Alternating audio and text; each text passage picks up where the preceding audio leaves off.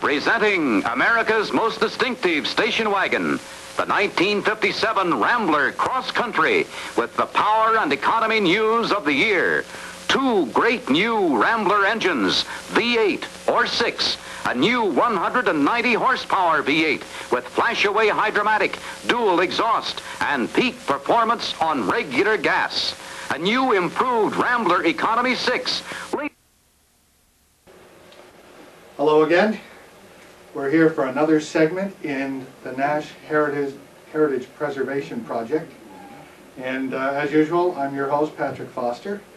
As you know, I've been going around meeting former Nash executives, factory workers, field salespeople, and also Nash dealers. And today, I am very happy to say that we've tracked down and we're able to corner and talk into an interview with a former Nash dealer that was the largest Nash dealer in the world for a time there. This is Charlie's Nash in Detroit, center of the American automobile industry. And who I'm talking with today is Doug Delgleish Sr., who was involved with Charlie's Nash, and he's going to tell us all about it back in the glory days of Nash Kelvinator. So, I want to thank you first of all for agreeing to meet with us. I think I told you I got your name and phone number from a fellow in the Nash Club, Carl Dawes. Correct. Who I guess had some business dealings with you back in the 50s. And he told me that you folks were a Nash dealership for about 30 years, is that right?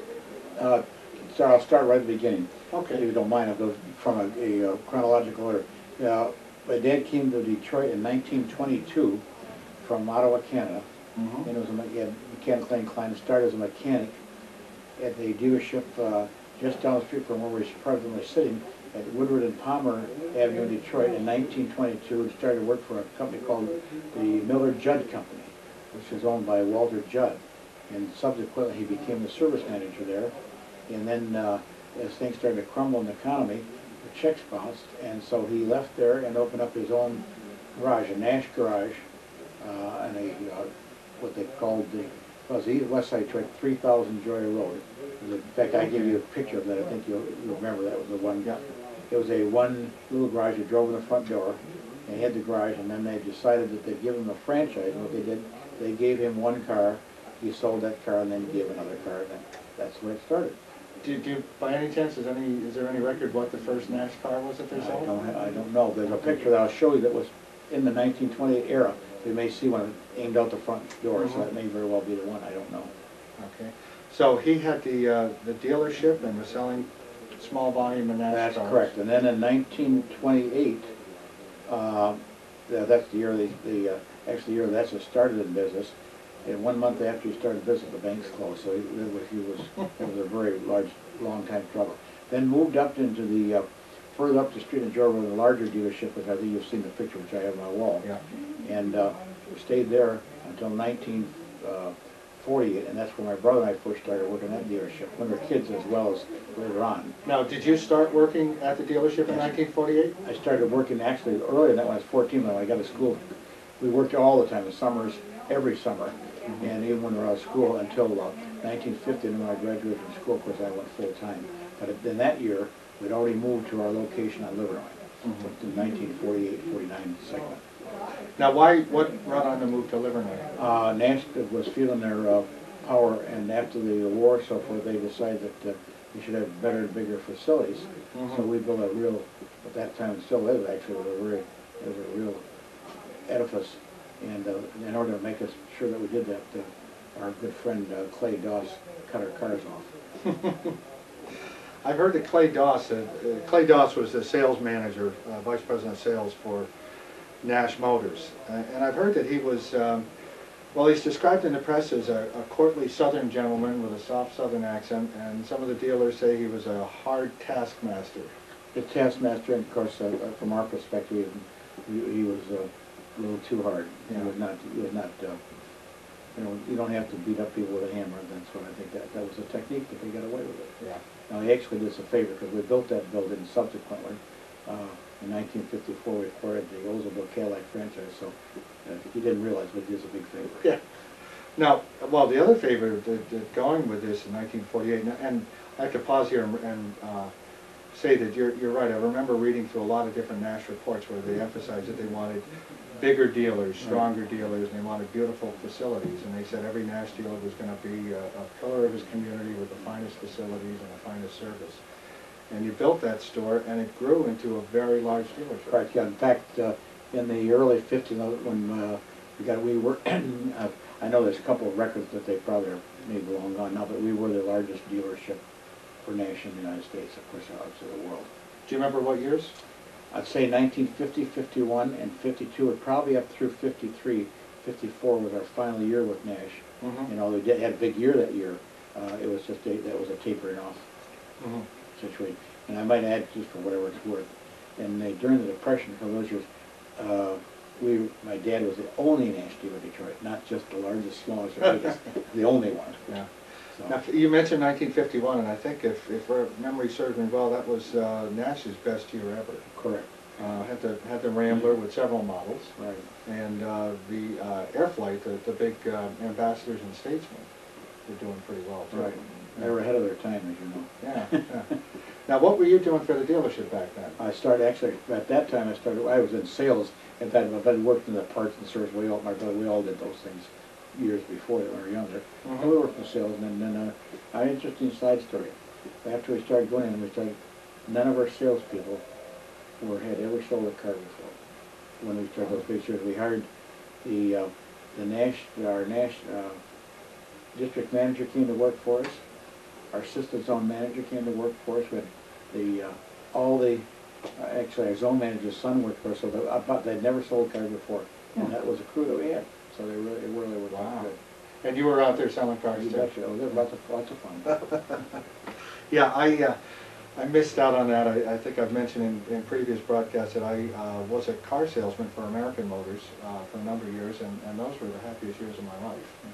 Well, it was tough, so as you know, selling those cars and getting into General Motors, Olds and Cadillac was like shooting ducks in a barrel. Yeah, when you sold an independent car, you had to really know the product and had to overcome objections. You couldn't let anybody loose. Yeah. Never sent them home their own car. Yeah, and had to be persistent and had to do there was a lot of luck. Yeah, exactly. Yeah. Now, what were your favorite Nash cars? Well, I'll tell you what, in my memory, in fact, I look in that book that you and I just found through the historical, and the one I remember very vividly was that 1940 convertible. Oh, you remember yeah. they didn't build a lot of them, but that was, Yeah. I remember riding that car with night, and boy, I thought it was really big stuff. It was a really neat car. Yeah, yeah. And then they brought back the convertible in '48, Yeah.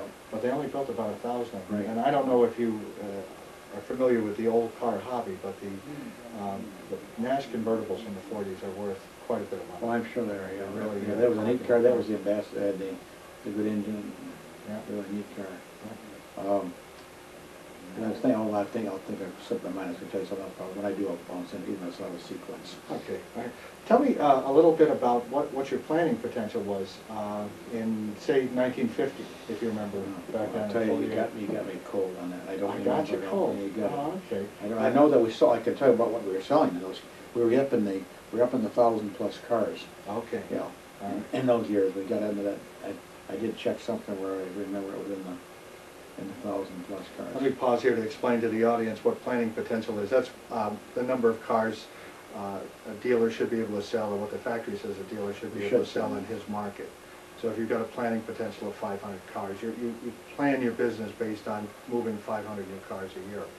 Back then, Nash didn't have an awful lot of dealers doing over 1,000 cars a year. So you were doing yeah, it was a big. Actually, that was good for any sort of. Yeah, they were doing it. 100+ a month was not an unusual thing. Yeah. So that was fun. Yeah. One at a time too. Yeah. We had no fleet. As the old saying is, belly to belly, one at a time, just me and him. Yeah, there was no fleet for Nash, as you're probably well aware of. Well, no, I really wasn't. Yeah, not from our perspective. We never had any fleet business. Now, why was that? Because they did have a fleet department, but I know they didn't do very much. If they did, we weren't part of that game. Yeah. I don't think they ever sold in very big numbers. How'd you do with the Rambler? Did very well, the Rambler. It turned out that was a neat car. Yeah. We had a lot of fun with that. Yeah. Convertibles and station wagons. Now, you met some people that were connected with Nash. Of course, being in town, in Detroit, you had a chance to meet executives. Tell me some of the people you met. Did you meet George Mason? George Mason. Uh-huh. And what was he like? Well, I didn't know him real, but he was a straight shooter. Well, you must have gone to sales meetings and yeah, stuff. right, things like that. Yeah. And then, of course, we went on to George Romney, who I knew quite well. Now, Romney came to visit you here at the dealership, right? Oh yeah, we knew him quite well. Actually, he was very personal with me, so. Yeah. And knew him personally even after he left American Motors. So. And a good Good guy. He tried to talk us. I tried to talk to him was give us a franchise, but it turned out to right down to the last minute. Yeah. Literally. Yeah. Well, I'm sure they must. Well, have we were their hated largest you. dealer, and we understood that. Yeah. I'm sure of that. Did you ever get a chance to meet Charlie Nash? No, I did not. I think my dad did, but I never met him. Okay. Yeah, I never met him. Now, why was the dealership called Charlie's Nash? Dad's name was Charlie. Okay. But everybody knew him as that too, and they were his around town over there. That was very, very well known. Our name was very well known all over town, and of course, as it became larger and larger, then people that was it. Did any customers ever assume that the dealership was owned by Charlie Nash because of the? I don't think so. I don't think if it was, I never heard that because I'm not sure that many people knew who the founder and who backed up the fact he came from Buick and so forth and so on. They just never. Well, he had passed away in 48, yeah. so I've wondered about that because I've seen a lot of pictures. In my work, I go through a lot of old factory photos and reports and everything. And I keep seeing references to Charlie's Nash, and I've got pictures of Charlie's Nash, and I wondered. Now, some of those books I have, you probably saw that, but I've never had any connection there. Mm-hmm. Now, you did pretty well with Nash Healy? I tell you what, I don't think we ever sold one. Because I've seen plenty of pictures of Nash. Lots of pictures. We only had it here for a very short period of time. Mm-hmm. I say, maybe a week. Yeah. And so it was not it was a great draw, but we never really sold one. Yeah. We've got a photo that we're going to insert in here of 51 Nash Healy. And it's a photo Healy. And it's a photo you probably have seen before because I know I've seen it a number of times before. And there's a handsome salesman there who's obviously very thrilled to be standing next to this beautiful car. And I've always wondered who that was. And this is the guy right here. And that's 53 years ago. Yeah, yeah. And you look even better now. Yeah, thank you. Maybe smarter, not so sure. And also the picture I think that you saw of the old man, and he was in our showroom. Yeah. Did you get to meet him personally? Oh yeah, that's the picture that I have is with he and myself and my brother. Okay. All right. He was in the picture. Oh, yeah. He spoke just a little English, as I understand. Very little English. He had an interpreter with him. Yeah. Do you remember who he came with from Nash? Somebody from Nash, but I don't remember who it was. Okay, I wonder if John Condy, I know, was showing him around Detroit. Where it probably was, because that name rings a bell. Yeah. John Condy was Assistant Director of Public Relations for Nash Motors. Rings a bell. And I'll bet it was probably him that did that. Now, did your dealership have any of the Nash service trucks? Never had one. Oh, okay. There's been a lot of interest in those. The only service truck we had is interesting. You may recollect, I told you, where we're sitting now, the Nash distributorship is right across the street from Woodward Avenue. It was called Nash Detroit Company.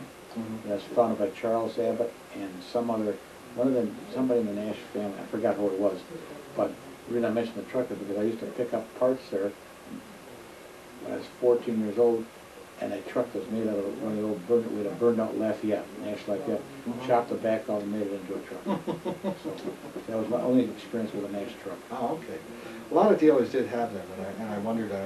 No, never had one. Okay. Well, tell us what it was like to be out there selling cars. You got in every day. Did you enjoy being a Nash salesman? Oh yeah, because I didn't know anybody. We worked, as you probably recollect, there was the hours worked. They were worked 9 to 9, and Saturdays too. 9 to 9, Monday through Thursday, or Monday through Friday? Monday through Friday, and then worked all day Saturday. Jump to 6 o'clock on Saturday. Okay. And something another interesting sideline. You have all these fancy roadside services and so forth that you hear about now. Mm-hmm. When I was young, my brother and my sister were young, every Sunday after we left church, we got in the car. At that time, Schoolcraft, which is now one of the major expressway, it's the Jeffries, runs from here all the way out to beyond Ann Arbor and so forth, or towards Ann Arbor. That was a dirt road. and ride out in the car, and any car was pulled over. My dad was a master mechanic, really a wizard, an electrical and mechanic, and we stopped and asked if they wanted help and fix their cars. Mm-hmm. So I'd consider it the first roadside service. Yeah. Yeah. But, Tell us about the immediate post-war years, because you were in Nash dealership then. Correct. Right. And No, it was I- hard to get cars, wasn't it? and what, yeah, there was that's when it came with wooden bumpers, as you may or may not have heard. Sure. I didn't start to work full-time until 1950, but I was working on and off all the time here about 30 times. So that was that was my learning curve. Yeah. And I guess the sales volumes probably weren't very large. No, not large at all. That's still, we were still, that's before we moved into our big building. So you were still on Joy Road. Joy Road, but in the second building. Correct. Okay. Your clientele, were they primarily previous Nash owners? Because Nash, as you know, had tremendous loyalty. Well, my dad had created a very, very loyal found as a mechanic and a service manager. Some of those people followed him right there and stayed with us forever, literally, till they died. Some of those old-timers, I still have pictures of them ever, and when we got out of the Nash business, they bought Oldsmobiles, they bought Cadillacs. Yeah. And still have some of the people that bought cars from him. Yeah, yeah. That's the thing about being a good dealer. You get that loyalty, you get the We customers. have a lot of people that still have bought cars over 50 years from me, Mm-hmm. so that's kind of fun. How many cars do you think you've sold over your lifetime? You ever sit and wonder? I have no idea. Quite a few. I know up through the 60s, it was like some 47,000. So I originally know that because I remember we're keeping track of what was going on with some stuff, but I can't tell you on that. It have to be 100,000. I'm just guessing. A few moments about the distributorship system, because I'm a little vague on it myself. It ended long before it ended before I was born. I was going to say before I entered the car business. But back in the 1920s and 1930s, most of the car companies used a system of distributors. Right. And correct me if I'm wrong, but the distributors bought the cars from Nash and then distributed. They had dealers. That's correct. They control the actual distribution, and they dish those cars out based on their, just like they were a factory, except they were the one. They got their percentage, they bought them, and made their profit. Mm-hmm. They retailed as well, but so they were competitors of ours. Oh, okay. They're direct competitors, but they also distributed the cars. Of course, that did give them a hands up and getting the right models at the right time. And that was true with Nash. And I'm a little vague on when they ceased that operation, but I think it was in the 40-some times, right after the war. I could be wrong on that, but that's the distribution system within. Yeah, I know. I've been going through some old Nash literature, factory literature that they sent out to dealers from the 30s, and they still had the distributorships then, because they talk about the great Warren Nash distributor in New York City. Right. Who was the distributor over here? It was called Nash Detroit Company. Okay. And Charlie Abbott was the principal, and there was another gentleman, I can't remember his name either. That's the one that's right across the street from where we are here. And this, of course, was a Buick Pontiac distributorship here. And the Cadillac, the branch operation distributor was across the street. Now, the building that Nash Detroit was in, is it still in use now? It's a Chevrolet dealership. Oh, okay. And it went from a Nash distributorship to a Chevrolet dealership. Has the building changed a lot over the years? Not a lot, actually. Well, they've added a little front stuff to front. They've added a partial showroom over there, but it was a big dealership. Jerry McCarthy Chevrolet was people around the country who know. Mm-hmm. So the distributor, you were a dealer for the distributor? We bought our cars directly from them. Since they were buying the cars cheaper than you were buying them, they could also not only get the best models, but they could undercut you on price. Absolutely. Yeah. Did they do that, or did they? Well, they did it. Oh, okay. Yeah. You like to think human nature would be such that they wouldn't, but no, that's human not, nature, I guess, that's not the way it works. Didn't work with Nash, it didn't work with Cadillac. Yeah. Oh, okay. Okay. How was your district sales manager? Did you see him very often? Yeah, that's actually had a good relationship. We had a good relationship with the people at that level. In fact, as I mentioned it, they are our district manager and also ultimately car distributor, our zone manager came to work with ours, and one of them, his daughter married one of my sons, but when who were not even born when this all took place. Mm-hmm. So actually, I would say they had a good relationship. Yeah. I've talked to a lot of dealers over the years, and they've always commented on how good the Nash deal. Yeah, they were very, very, very, very nice. Well, that's good to hear. Now, you were a Nash dealership, and you were the largest Nash dealership in the world for a few years. Did you advertise on it? Did you play on it? Oh, yeah, I played up that over time. Oh, okay. And did the Nash executives come down here and see you sometime? And They were, yeah, we had frequent visits. Yeah, because we're very, very geographically, we're only probably from where we were on Livernois, or probably 4 or 5, 6 miles at the very, very most away from their headquarters, which was the Nash okay. Calvinator, which was on Plymouth Road. Yeah, yeah. Oh, okay. Because I know Livernois, well, most streets in Detroit are pretty long, so I wasn't sure exactly where on there. Now, the old Livernois building, is that still standing? Still there, but not very good shape. Yeah. It's all run down. Okay. Have you been out to Nash Calvinator headquarters lately? I have not, I've driven by there, but I've been in for 50 years probably. You might get a shock if you walk into the lobby, because it's been redone to look like it did back then. That's interesting. And nice dark wood paneling. They've really done a beautiful job on it. That's a nice facility. Now you had some other visitors. We were talking before. Miss America came down here. There was a couple of Miss America. I hate to tell you, but I remember who they were. But it was. But they were all good looking, right? Exactly. That was in the early '50s area. Yeah. Let's see. I think one of the photos I saw, and we'll see if we can find a copy to put into this film, was Colleen K. Hutchins, who was Miss America 1952, and she's unique in Nash history, because when she won the title, the 52 Nash cars were not ready. Remember, 52 Nashes came out late, so they photographed her with a 51. At first, and then a few months later, when they had 52s, they did the photos all over again with her with the 52. Well, you might find a couple pictures, unfortunately not identified who they were. So there's a couple. I know who they are. Well, you'll know who they are, right? Yeah. And let's see. Do you remember if 1954 came in? That was Miss Evelyn A. You got me. I don't. Okay. I don't remember at all. Okay. Before we close out on this, I want to talk about the 52 Nash, because that was one of the years that you were really selling a lot of cars. And 52, Nash had a very exciting lineup. They had the brand new Golden Airflight with that beautiful Pininfarina body, Ambassador and Statesman models, and they had a full model lineup.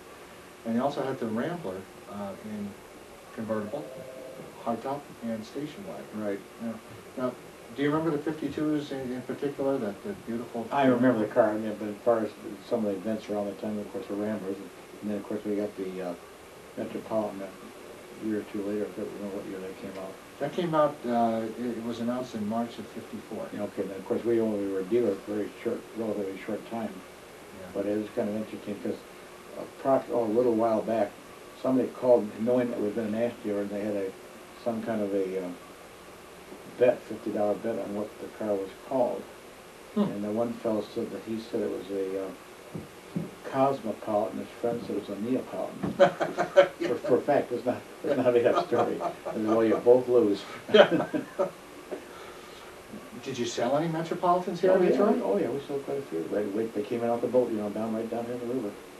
That's right. Yeah. Okay, sure.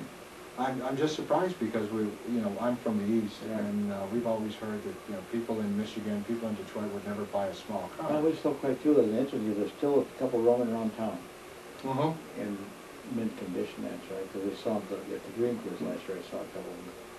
Do you know if were the ones that you sold?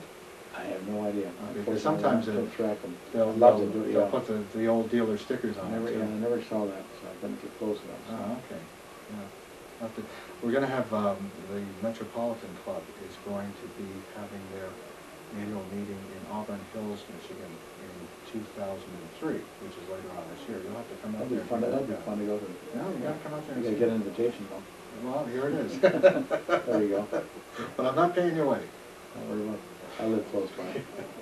Yeah, you're in, okay, yeah, you're right close by. Okay. Well, I think that just about does it.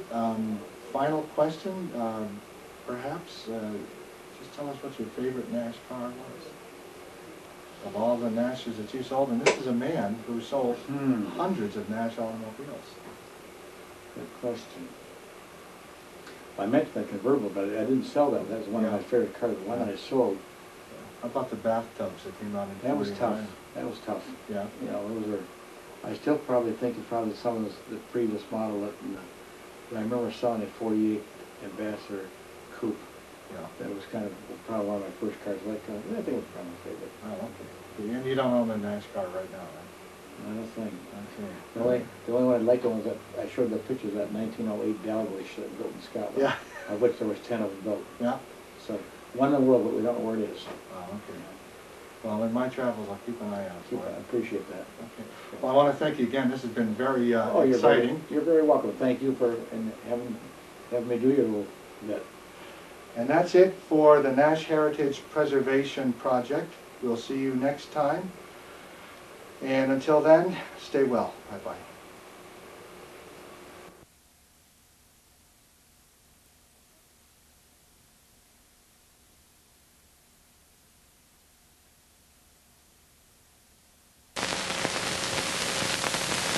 Now, American Motors, new trailblazer of the industry, announces a completely new idea in automobiles. Now, from the 10 great American Motors plants to the thousands of Nash dealers and Hudson dealers everywhere, comes a spectacular new car, the daring, dazzling 1955 Rambler. Here is the first great car from American Motors, and never before has a car so fine been priced so low. Here's a new idea in styling, the Continental sports car look, with a whole new concept in color interiors. Here's a completely new idea in handling ease, with the shortest turning radius of any family sedan in the industry. Here's great performance with outstanding economy, up to 30 miles a gallon. Here is the brand new deep coil ride.